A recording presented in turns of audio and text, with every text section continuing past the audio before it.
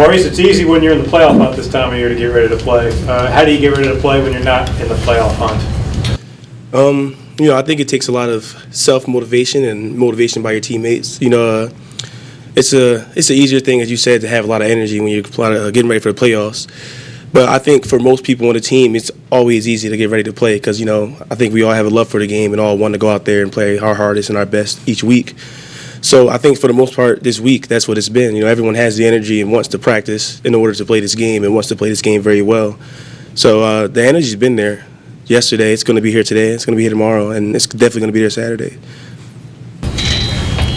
Mr. McConnell, could you speak to Maine's pass rush and what they do to be so effective in that area?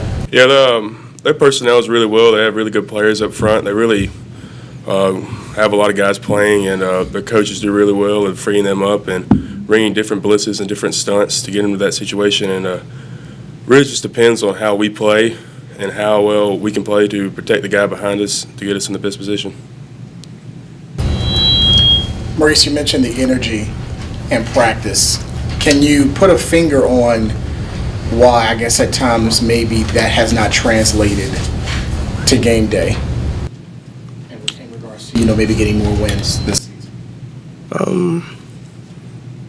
It's not really something I can put a finger on. I think we always come into the game with energy. Maybe there's a couple things that don't go our way, a couple calls that could be called the other way or a couple balls that could be caught or dropped on the other side that could probably mess with the energy a little bit, but for the most part, I think the energy is always there.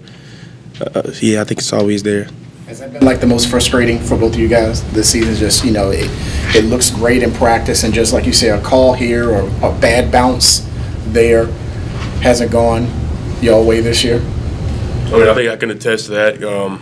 Had a couple plays earlier in the year, first couple drives, the ball bounces one way or we have a better pass or, better protection. The game will be different, and outlook on the rest of the season will be different. But, we can't control that. We just got to keep bringing our same energy each week out. So just how we attack the next week. Yeah, I think the same thing that Clayton just said. There's a bunch of things that we can control and that we can't, and we're always taught to focus on the things that we can control. So as long as we do that, we can at least make the game go the way we want it for the most part. Because not every call is going to be like a defining call for the game. So we just got to focus on what we can do and go do it at our best ability.